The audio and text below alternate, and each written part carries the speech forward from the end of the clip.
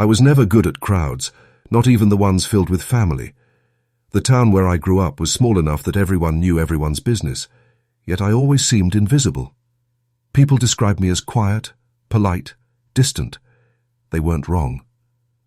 I had learned long ago that silence was easier than explaining myself, easier than exposing the restless thoughts that gnawed at me whenever I saw how other people lived their lives. The annual reunion was supposed to feel warm, familiar, even comforting. Aunts carried steaming trays of food, uncles told the same worn-out jokes, children screamed and ran through the yard with sticky hands. To me, it felt like suffocation. Laughter pressed against my ears, chatter swirled around me, and I stood on the porch pretending to admire the view of the fading summer sky. That's when I saw her. Clara. She hadn't been back in years, not since her parents moved away. I remembered fragments of her from childhood. Sharp green eyes, a mischievous grin, the way she always seemed to pull me into trouble, but made it feel like adventure. Now, standing at the gate with a suitcase at her side, she looked older, sharper, more sure of herself than anyone else around. Her dress clung effortlessly, her hair spilled over her shoulders, and when her gaze landed on me, a jolt went through my chest. "Anna?" she called, her voice smooth, amused. "You're still hiding from everyone, I see." I tried to smile, though my mouth felt stiff. Some things don't change.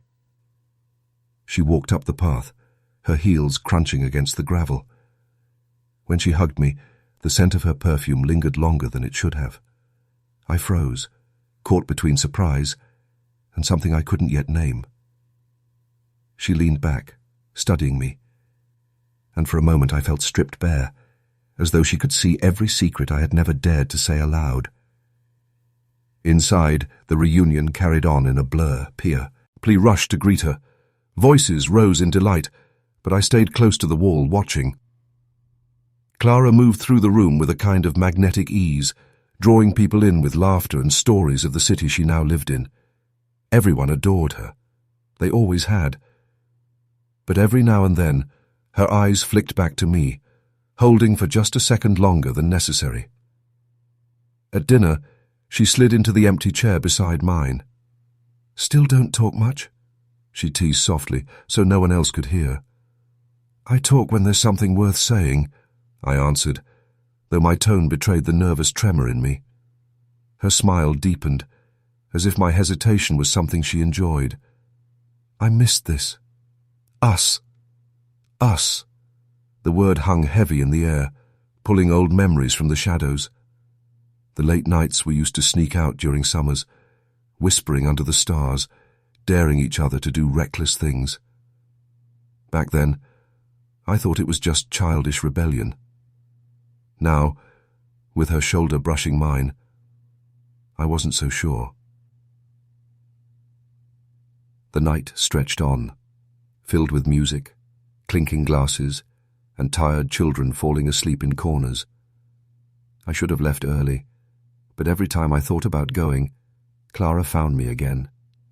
She asked about my life, my work, my quiet routines. She laughed when I admitted how little had changed. Her hand brushed mine once, twice, small, casual touches that burned hotter than they should have. When the reunion finally wound down, I stood outside again, breathing the cool night air. The house behind me buzzed with the last threads of conversation. Clara stepped out, standing beside me in the darkness. "You look like you're still running from something," she whispered. I glanced at her, searching for the right words, but all I found was silence. And in that silence, something unspoken passed between us. Dangerous, intoxicating, impossible to ignore.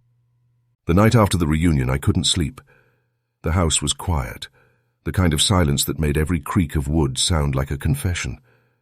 I lay in bed, staring at the ceiling, Clara's voice replaying in my mind. "You look like you're still running from something." She was right.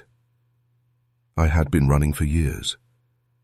Running from myself, from the hollowness inside me. Yet now, I wasn't sure if I wanted to keep running.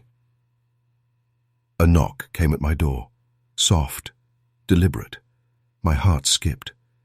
When I opened it, Clara stood there in her nightdress, hair loose, eyes gleaming, as though the darkness belonged to her. "Can't sleep," she whispered. I shook my head. She slipped inside, closing the door behind her. We talked at first about ordinary things, family gossip, her life in the city, how different we had become. But as the hours stretched, our words grew slower, heavier, drifting into the spaces we usually avoided. "Do you ever feel trapped?" I asked finally. Her gaze held mine. "Always. That's why I left. And that's why I came back." "Why back?" "To see you." The answer was simple, reckless, terrifying. Her hand brushed my arm, light as a feather, yet it made every nerve in me ache. I wanted to pull away. I didn't. The weight of her touch stayed long after she let go, as if it had marked me. We sat in that dim room, whispers and silences tangling together. When she laughed softly at something I said, her face leaned closer, and for a moment the world shrank to just us. Then I pulled back, shaking my head. "This is wrong," I murmured. "Wrong," she echoed, her smile daring. "Or thrilling." Her words wrapped around me like smoke, intoxicating and suffocating at once. I felt shame rising, the lessons of our upbringing, the voices of family that would condemn us if they knew. But Clara didn't seem to care. She thrived on the secrecy, as though the very act of hiding was what made it worth living. That became our routine. Long after everyone else slept, she found her way to my room, or I to hers. We spoke in whispers, confessions slipping out like stolen coins. Our fears, our hungers, the things we couldn't tell anyone else. Sometimes our knees touched beneath the blanket. Sometimes her fingers lingered too long when she handed me something, and every time I swore I would end it, I sank deeper. One night, she leaned close enough that her breath warmed my skin. "You think too much," she murmured. "And you don't think enough," I whispered back, though my voice trembled. Her laughter was low, dangerous. Maybe that's why we fit. I hated how right she was. I hated that I couldn't stop. Days became strange, fragile things. In the daylight, we acted like nothing had changed. Surrounded by family, we were cousins again, smiling across the table, helping with chores, blending into the routine. But in the shadows of night, we became something else, something neither of us dared to name. The secrecy made every glance sharper. At dinner, when her foot brushed mine under the table, I nearly dropped my fork. When she caught my eye across the room, her smirk told me she was enjoying every second of my torment. And I was beginning to realize something I couldn't admit aloud. I wasn't just drawn to her. I was beginning to need her. That need gnawed at me, even when she wasn't near. I caught myself replaying her words, her gestures, the curve of her smile. It was more than infatuation. It was obsession, quiet but growing, curling around my ribs like a vine tightening with every breath. One evening, after another secret midnight talk, Clara pressed a finger to her lips. "Don't worry, Anna. No one will ever know." Her confidence chilled me, because even as she promised secrecy, I knew how easily a secret could slip, how quickly whispers could turn into ruin. But still, I followed her deeper into the dark. I told myself I could control it, that I could walk away when I needed to. But already I was beginning to understand. I couldn't. And the more she smiled at me in daylight, the more I realized she never intended to stop. I prayed more that week than I had in years, kneeling beside my bed, whispering words that scraped against my throat, I begged for forgiveness, for strength, for clarity, for anything that could drown out the hunger gnawing at me. But even in prayer, Clara's face slipped between the syllables, her laughter echoing in the quiet spaces where God should have been. Each morning, I rose with the bitter taste of shame. The sunlight streaming through the curtains felt like judgment, and every familiar face at the breakfast table seemed to know more than they should. My mother asked if I was sleeping well, my uncle teased me about being quiet as always, and Clara sat across from me, calm, unbothered, her lips curving into a smile that only I seemed to understand. The duality was unbearable. By day, I lived in fear of exposure, shrinking from Clara's casual touches, terrified that someone might notice how quickly I looked away when her eyes found mine. By night I gave in again, unable to resist the gravity she pulled me with. One evening, when we sat together in her room, I finally broke. "This isn't right, Clara," I whispered, my voice raw. "We can't keep doing this. If anyone finds out—" "They won't," she interrupted, stretching lazily across the bed as though the world itself bowed to her. "You don't know that. People talk, people watch." She sat up suddenly, her face close to mine. "Do you love me?" The question hit like a blow. My throat tightened. "I don't know what this is." Her eyes narrowed, but her smile never faltered. "That's not an answer." I looked away, staring at the worn carpet, at anything that wasn't her. "I can't love you. It's wrong."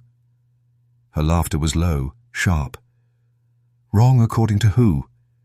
Them? The same people who live their lives by rules they don't even understand?" She tilted my chin up with her finger, forcing my eyes to meet hers. "You feel this, Anna. Don't lie to me." Her certainty unraveled me. She made it sound so simple, as if morality was just an illusion, as if the only truth that mattered was what we shared in those hidden moments. But the guilt stayed, burning like a brand beneath my skin. At church that Sunday, I couldn't breathe. The hymns sounded hollow. The pastor's words pierced like accusations. When I bowed my head, I imagined Clara beside me, smirking, daring me to confess. I wanted to scream, to tear the secret from my chest and beg for release. Instead, I sat in silence, my hands trembling in my lap. That night I told Clara about the weight crushing me. "I can't carry this," I whispered. "It's too much." She pulled me close, her lips brushing my ear. "Then let me carry it for you. Stop fighting it. Stop fighting me." Her arms tightened around me, and for a moment I almost believed her. Almost believed that surrender would free me instead of binding me tighter. But in truth, she wasn't lifting the weight. She was shifting it, molding it, twisting it into something I couldn't escape. Over time, she became bolder. Her glances lingered longer in public. Her jokes skirted too close to truth. I panicked at every slip, but she only laughed, telling me I worried too much. The more I tried to pull away, the more she pulled me back, her voice a net, her touch a chain. "You need me," she said one night, eyes glinting in the half-light. "You'd be nothing without me."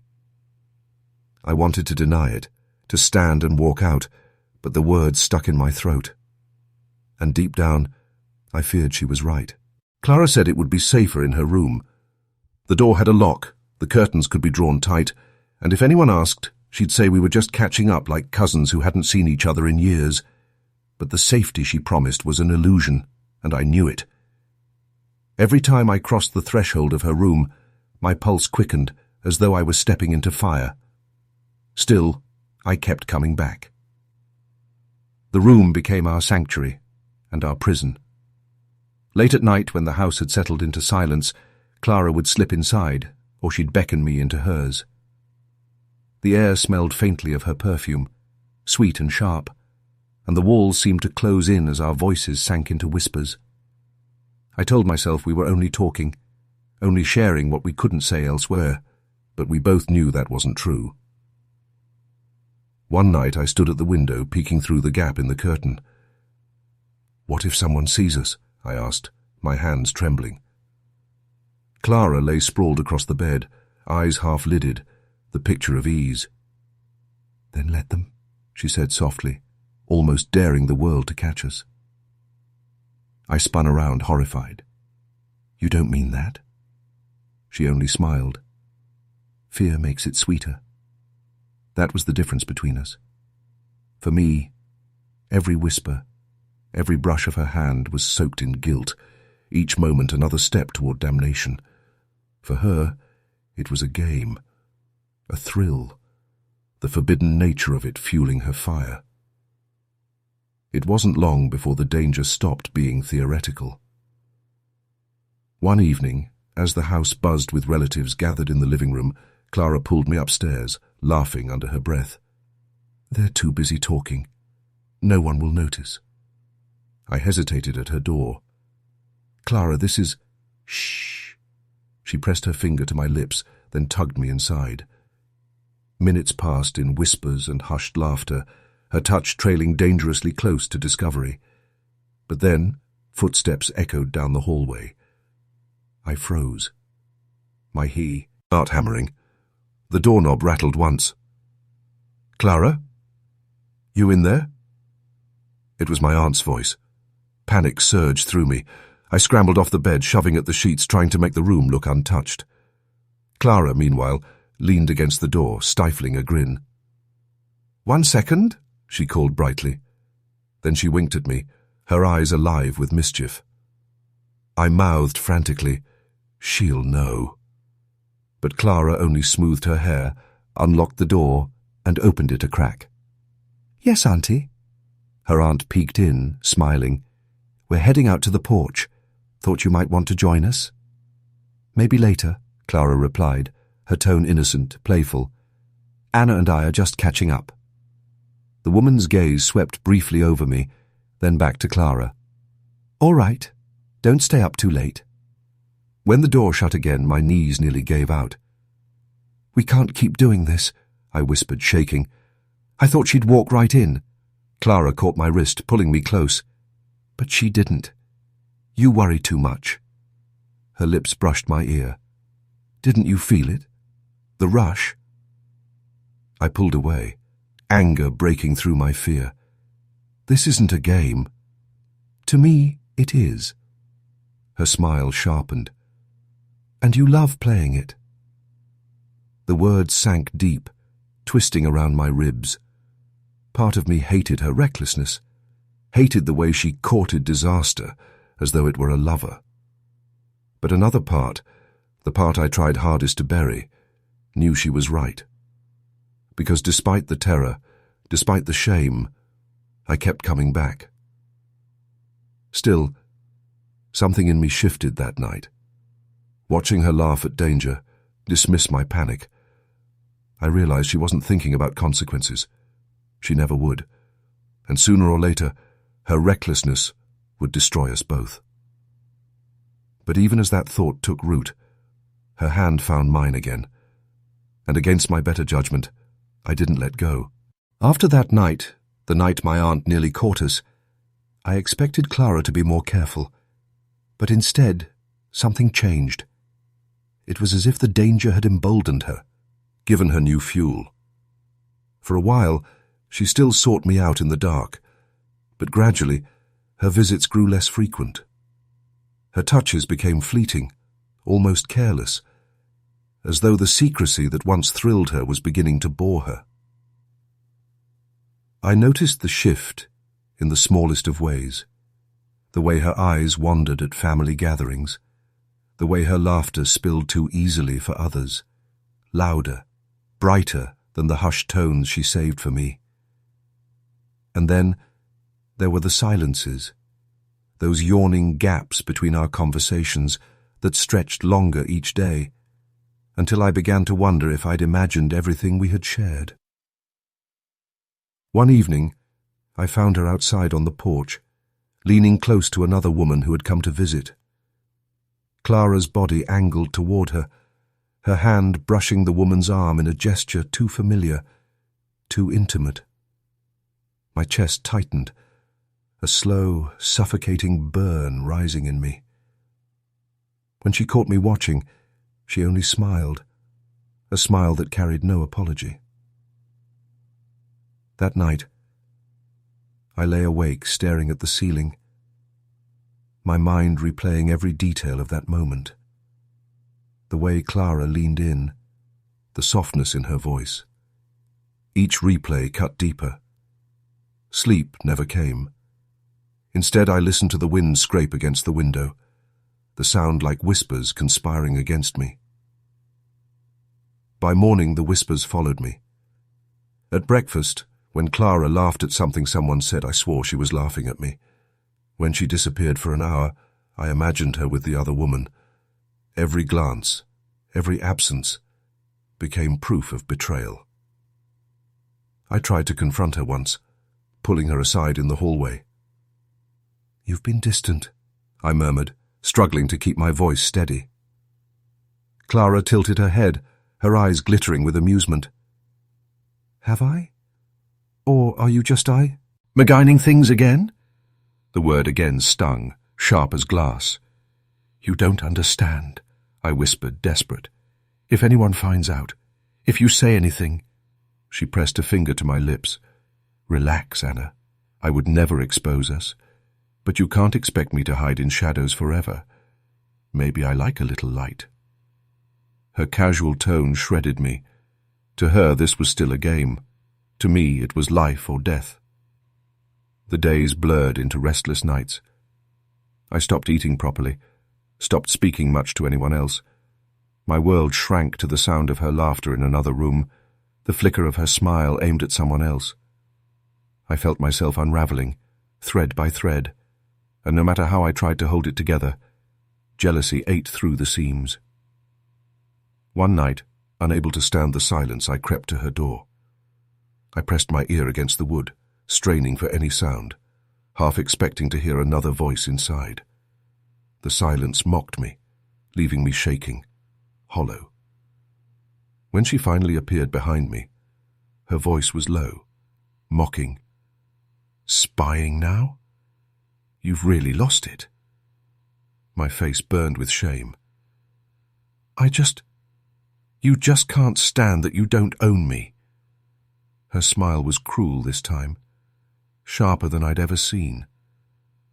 I wanted to scream, to deny it, but the truth was lodged deep in my chest. She was slipping from me, and I was powerless to stop it. That night, as I lay in the dark, my hands clenched around the sheets, one thought consumed me. Clara wasn't mine anymore. And worse, she had never truly been. The cracks had formed, and I could feel everything breaking beneath the weight of them. Anna had spent the entire morning trying to convince herself that her fears were only shadows of her imagination. Clara was simply busy, distracted perhaps, and everything would return to how it once was. Yet beneath the comforting lies, she whispered to herself, Anna knew. The air had shifted, and Clara's distance was no illusion. That afternoon, while wandering the garden in hopes of finding Clara alone, Anna's heart froze. Through the open parlour window she caught sight of her, laughing, leaning far too close to another woman from town. Clara's hand lingered on the woman's wrist in a way Anna recognized instantly. That subtle intimacy, the spark in her eyes, the secretive smile. It was the same way Clara had looked at her not long ago.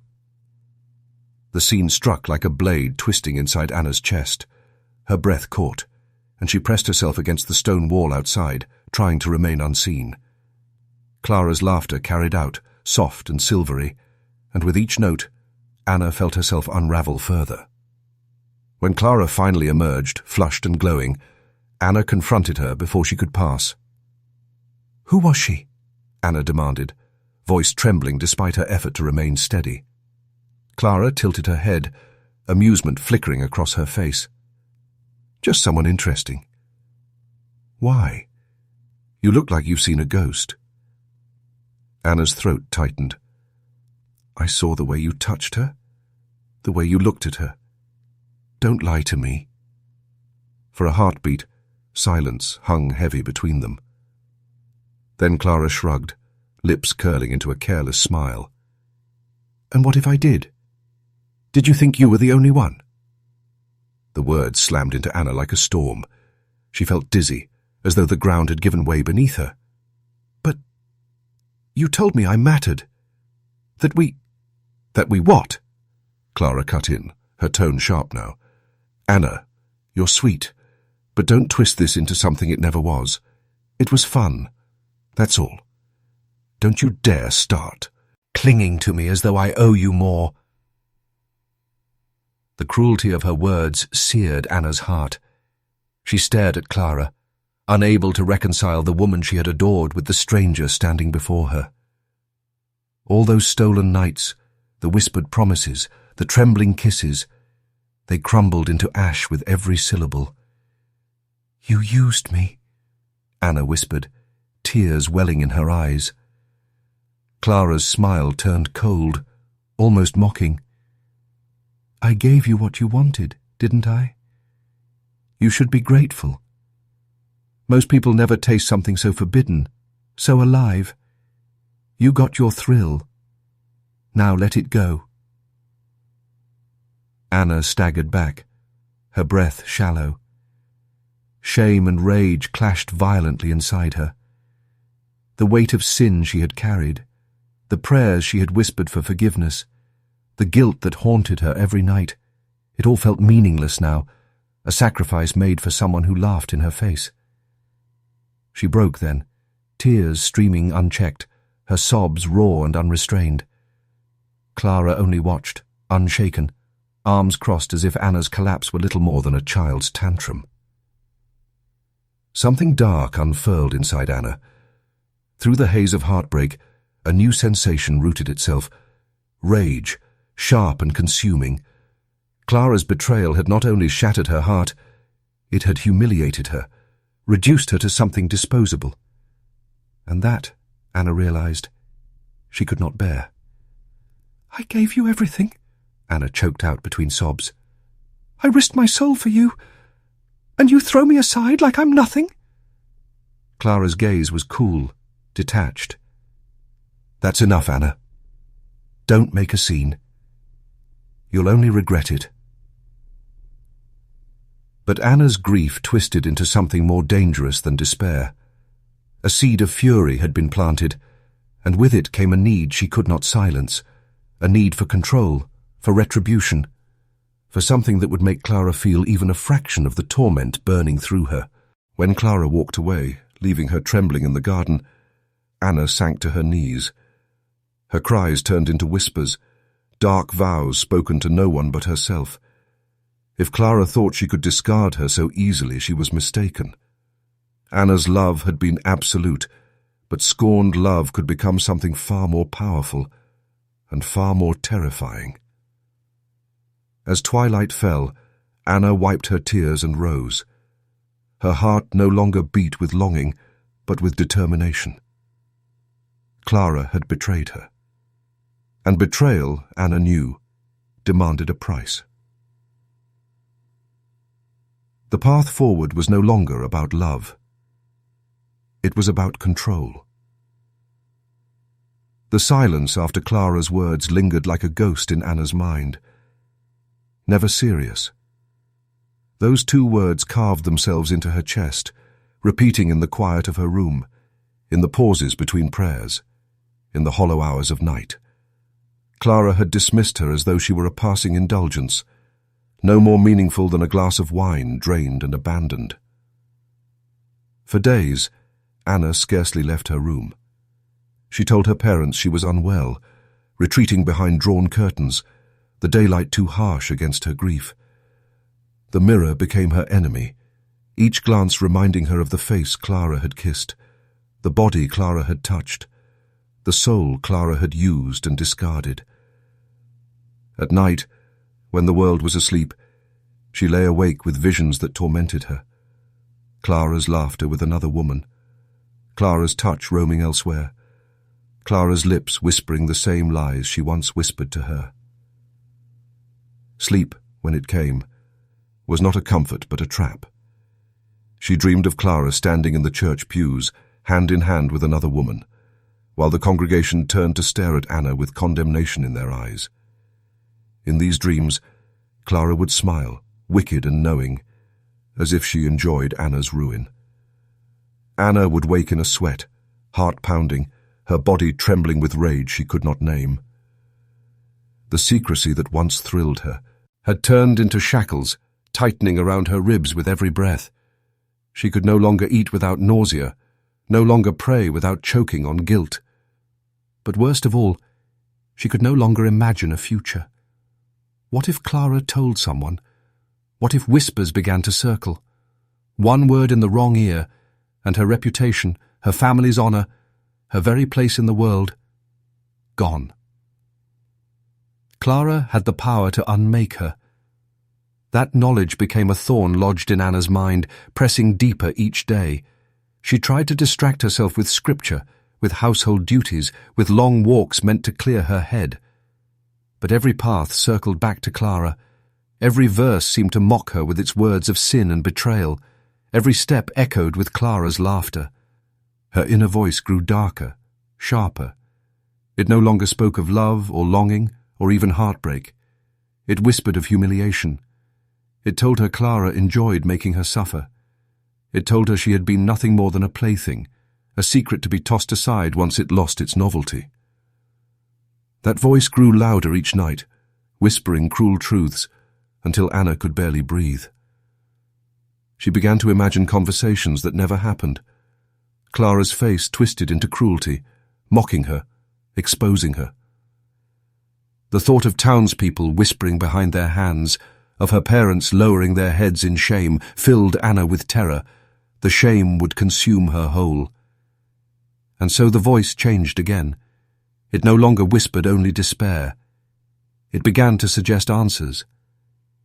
There is a way to silence her. There is a way to ensure she cannot destroy you. A way to take back control. At first, Anna recoiled, but the thought returned the next night, and the one after, insistent, persuasive.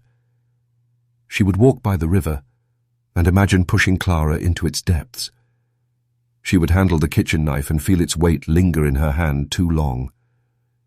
The images frightened her, yet they also calmed her, offering a strange sense of power she had not felt since before Clara's betrayal. She told herself she did not truly want to harm Clara, only to stop the torment, only to stop the fear. But each day, the line between those justifications blurred. Each night, the shadows inside her grew darker, until even she no longer recognized her reflection. By the week's end, Anna knew with chilling certainty, if Clara would not release her, then she must find her own release. There was only one way left to make the voices quiet. And so the descent continued, deeper into the shadows, where love and sin twisted into something far more dangerous. The rain had been falling for hours, an endless curtain of water that blurred the lights of the street lamps and drowned the world in a muffled, oppressive silence. Anna stood outside Clara's home, her umbrella abandoned blocks ago, her hair plastered against her pale cheeks. The soaked fabric of her coat clung tightly to her body, but she barely noticed. Every step that had brought her here had been driven by something deeper than logic, more primal than fear. It was not love anymore. It was something darker, something sharpened by betrayal and humiliation until it cut into her very soul. Inside the house, faint laughter drifted through the curtains. Clara's laughter.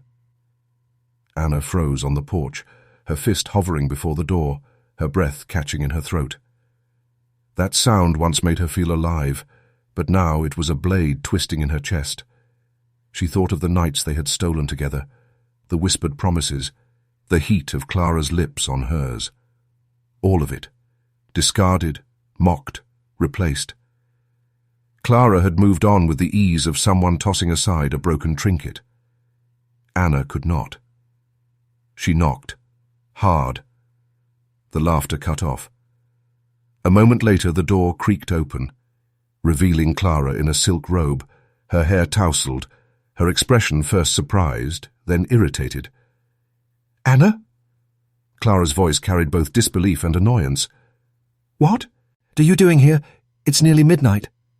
Anna's lips trembled before words emerged. "We need to talk." Clara sighed, rolling her eyes before stepping aside reluctantly. "Fine, but make it quick." The living room glowed with warm light, the fireplace crackling gently, a half-filled glass of wine resting on the table. The scent of perfume hung in the air, expensive, sultry, and not the kind Clara used to wear when they were together. Anna's stomach twisted. Clara crossed her arms and leaned casually against the mantelpiece, her indifference a cruel performance.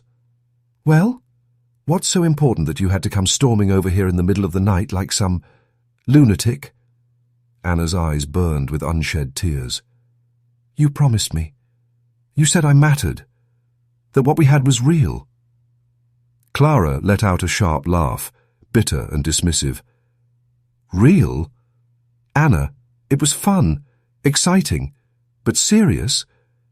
You've read too much into it. I told you from the start I wasn't looking for chains." Her words struck like daggers, each syllable driving Anna further into the abyss. "You used me," Anna whispered, her voice trembling. Clara shrugged, sipping her wine as though the conversation was tedious. "You wanted something I couldn't give. That's on you, not me." Something inside Anna broke. The anger that had simmered for weeks now surged like wildfire, consuming every rational thought. Her eyes darted to the corner, where the faint glint of metal caught her attention.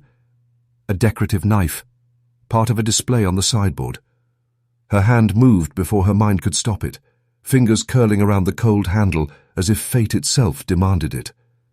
Clara noticed, her smirk fading. "Anna, put that down. Don't be ridiculous." But Anna's grip only tightened. "You don't understand what you've done to me," she hissed, her voice unrecognizable, guttural with anguish. "You've ruined me. I can't sleep. I can't eat. But I can't think without you inside my head. And now you stand there, mocking me." Clara's body grew heavier, her breaths shallow, weaker, until finally there was nothing but stillness. The warmth of her skin faded, leaving only the chill of death. Anna sat frozen, drenched in blood and tears, staring at the lifeless face that once captivated her. The fire crackled on, indifferent, as the storm raged outside. Somewhere deep within, Anna knew there was no return from this. The love that had begun in secrecy and passion had ended in violence and ruin. She had crossed a line she could never step back from. As the clock on the mantel ticked into the early hours of morning, Anna rose unsteadily, her reflection catching in the glass of the window. She did not recognize herself. She looked like a shadow, a stranger carved from grief and rage. The night of blood was only the beginning. The silence that followed was not silence at all. It was a roar, a suffocating pressure that filled the house and rattled Anna's chest. She stood frozen, the knife slipping from her fingers and clattering against the wooden floor. Clara lay sprawled in front of her, eyes wide, lips parted as though she might speak one last word, but no breath escaped. The sound of her own heartbeat thundered in Anna's ears, each thud louder than the last, until she feared the neighbors would hear it. Her hands shook uncontrollably. Blood smeared across her palms, sticky and warm, staining her skin as though marking her forever. She staggered backward, nearly slipping in the spreading pool at her feet. Her mind screamed, this didn't happen. This isn't real. Yet Clara's lifeless form anchored her in the nightmare she had created. The house seemed alive, its walls narrowing, its shadows lengthening. Every creak of the old floorboards, every groan of the pipes sounded like an accusation. Anna spun at the faint hum of the refrigerator, convinced someone had entered, convinced that eyes were on her. The curtains whispered in the draught, and she swore they were pulling back, revealing her crime to the world outside. Panic clawed at her throat. She needed to do something, anything, before it was too late. With trembling hands she crouched and grabbed the knife, wrapping it in a dish towel as though that simple act could erase the truth. The blood kept spreading, seeping into the rug, staining the fabric with a permanence that mocked her. She rushed to the kitchen, searching for something, anything to clean it. A roll of paper towels fell to the floor, scattering uselessly. She snatched a rag instead, dropping to her knees, scrubbing furiously, but the stain only smeared, growing larger, darker, more impossible to ignore. Her breathing came in ragged gasps. The more she cleaned, the filthier everything became. Her hands ached, her arms burned, but still the blood clung stubbornly, as though it had chosen this place, this night, to live forever. Finally, she stopped, chest heaving, tears streaking down her face. They'll see. Everyone will see. The thought twisted into paranoia. She imagined the neighbors peering through their windows, phones already in hand, whispering her name to the police. She heard phantom footsteps outside the door, the soft knock of an officer arriving too soon. She darted to the window, yanking the curtain closed, heart pounding. But the street outside was still, dark, indifferent. Her gaze drifted back to Clara. The body lay unnaturally still, the face pale, the eyes unblinking. A memory stabbed at Anna, Clara's laughter, the way her lips had once pressed so tenderly against hers. Now those same lips were slack, robbed of warmth. Anna's throat constricted. She wanted to scream, to tear her own skin away to escape the weight crushing her chest. Instead, she whispered, "I didn't mean to. I didn't mean it." Over and over, the words moving into sobs. But even her own voice betrayed her. It echoed through the empty house, mocking, multiplying until it felt as though a dozen Annas surrounded her, each one pointing, accusing. She dragged herself to her feet, wiping her face with a bloodied sleeve. The evidence. She needed to hide it. The knife was wrapped. But what about the rug? What about the stains trailing across the floor where she had stumbled? Her mind raced, darting from thought to thought without resolution. No matter how hard she tried to plan, every possibility ended with discovery. Still, she moved. She carried the knife to the sink, turned on the water, and scrubbed until her knuckles bled, watching crimson swirl down the drain. But the sound of running water became unbearable, like Clara's blood was crying out, filling the pipes, spreading through the house. She slammed the faucet off, silence falling heavy once again. Anna's chest tightened. She pressed her back against the wall, sliding down until she was sitting on the cold tile, her knees drawn to her chest. The house was too loud in its quiet, too alive with judgment. She knew this silence would not last. Someone would come. Someone would see. And the world would know.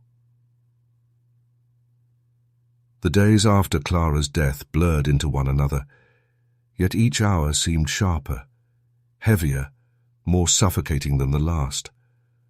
Anna tried to tell herself that she was safe, that no one had seen, that no one could possibly know. But safety was an illusion, fragile as glass, and every moment felt like a stone hurled against it. The police were already circling. At first it was just routine questions, officers knocking politely, asking if she had seen Clara, when she had last spoken to her, whether she knew anything about her sudden disappearance. Anna answered carefully, rehearsed lines slipping from her lips like an actress on stage. "No, I haven't seen her." "Yes, she mentioned she might be away. I'm sure she'll turn up." But the eyes of the officers lingered on her too long, as though testing the weight of her words, and beneath their calm professed honorism, Anna thought she saw suspicion taking root. Family members soon added to the pressure. Clara's mother phoned again and again, her voice cracked and trembling. Clara's sister even came to Anna's door one afternoon, demanding answers. "You were always with her, Anna. If anyone knows where she is, it's you." Anna stood frozen in the doorway, every nerve screaming. She shook her head, feigned ignorance, and managed to close the door without collapsing. But once she was alone, she slid to the floor and wept into her hands. The house itself seemed alive, punishing her with whispers. In the silence of night, Anna heard Clara's voice, soft and accusing, sometimes even tender. She would jolt awake, convinced that Clara's hand had brushed her cheek, or that Clara's breath hovered at her ear. The hallucinations became constant companions, shadows that shaped themselves into Clara's figure, reflections in the mirror where Clara stood behind her, smiling with cold familiarity. Her mind waged war against her body. Some nights she couldn't eat. Other nights she devoured food mindlessly, as though trying to fill the gnawing emptiness Clara had left. Her guilt was a living thing, gnashing and clawing, feeding on every sound, every silence, every face that turned toward her on the street. Unable to bear the isolation, Anna sought solace in a close friend, Elise. They met in the quiet corner of a cafe where no one would overhear. Elise studied Anna's pale face and trembling hands and asked gently, "What's wrong? You look like you haven't slept in weeks." The confession slipped out like a poison leaking from a cracked vessel. "It's Clara," Anna whispered, her eyes darting nervously. She's not coming back. I did something terrible." Elise leaned forward, eyes widening.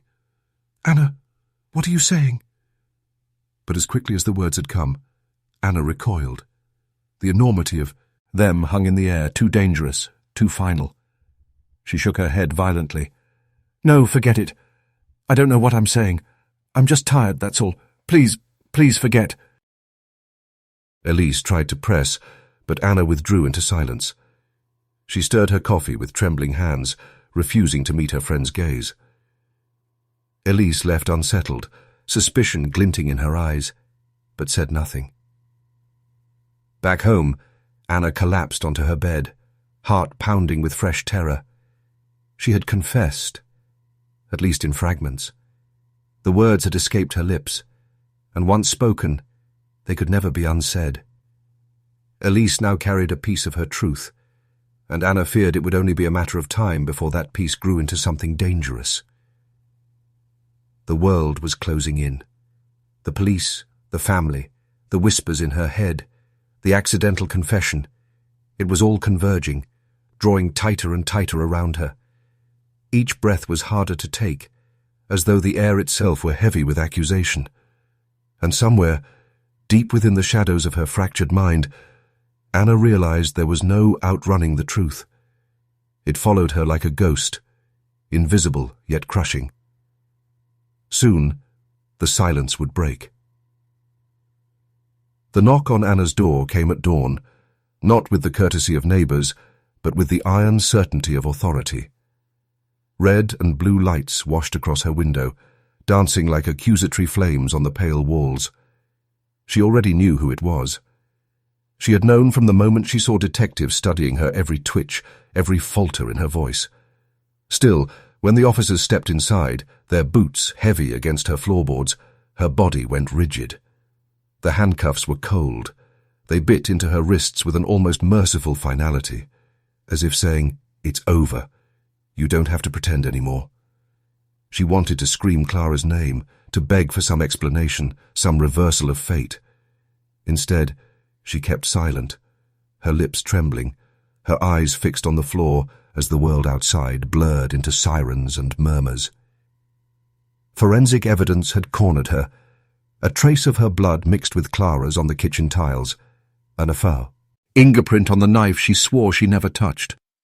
Lies unraveled like fragile thread, exposing the truth she fought so desperately to bury. In the interrogation room, the lights were too bright. They glared down with sterile cruelty, forcing her to meet herself in their reflection. She denied, deflected, wept. But the detectives were patient hunters, circling her with questions, peeling her words apart until they hung empty in the air. When they mentioned Clara's name, she broke. A sob clawed its way up her throat, half grief, half confession. The trial came swiftly, though for Anna it stretched into eternity. The courtroom was a stage she never wanted, and every seat was filled with witnesses to her ruin. Clara's family sat stiffly, their eyes like stone, betraying no tears, only silent fury. Anna's own relatives shifted uncomfortably in the benches, unwilling to look at her, yet unable to look away. The forbidden affair, whispered once only in shadows, was dragged into the light with merciless detail. Private moments, secret exchanges, the tenderness she thought was hers alone, all transformed into evidence, into ammunition. Gasps rippled through the room when the truth was spoken aloud. Anna and Clara were not merely friends, not merely confidants. They were entangled in a love that could not survive daylight.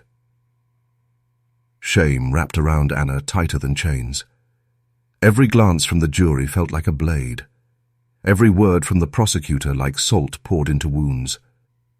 They painted her not only as a killer, but as a woman undone by her own weakness. Obsession, jealousy, betrayal. A tragic figure, yes, but still guilty beyond doubt. Her lawyer spoke of despair, of Clara's cruelty, of a love twisted into torment. But the jury did not see shades of grey. They saw a life ended in blood, a family left in grief, and a woman who let darkness dictate her hand. When the verdict was read, Anna felt the air leave her body. Guilty. The word was a hammer, smashing the fragile remnants of her denial. She closed her eyes and heard Clara's voice echoing soft and intimate. "Anna, it doesn't have to end this way." For a fleeting second she believed it was real, that Clara had returned, that redemption was possible. But when she opened her eyes, she faced only the gavel's strike and the cold stare of the judge. Sentencing blurred into monotony, words she could barely hear. Years, decades, it didn't matter. What awaited her was not life, but an existence suspended, a slow erosion inside grey walls. Her cell was small, suffocating in its emptiness. The bars cast shadows across her face, like scars she could never erase. Nights were the worst. The silence pressed heavy, and in that silence, Clara came to her. A whisper in the dark, a ghostly caress on her arm. Sometimes Anna spoke back, her lips shaping the name that still tasted of longing and regret. "Clara!" The word drifted into the void, unheard, unanswered. Yet for Anna, it was all that remained. Justice, or something like it, had been served. But the story did not end with the gavel or the bars. It lingered in her whispers, in the weight of a truth too heavy to carry, in the shadow of a love that destroyed everything it touched. And as Anna sat in the dim light of her cell, her eyes fixed on nothing, she understood at last. Prisons are not only built of stone and steel. They are built of memory, of shame, of love that refuses to die. She whispered Clara's name again. This time, it was both prayer and punishment.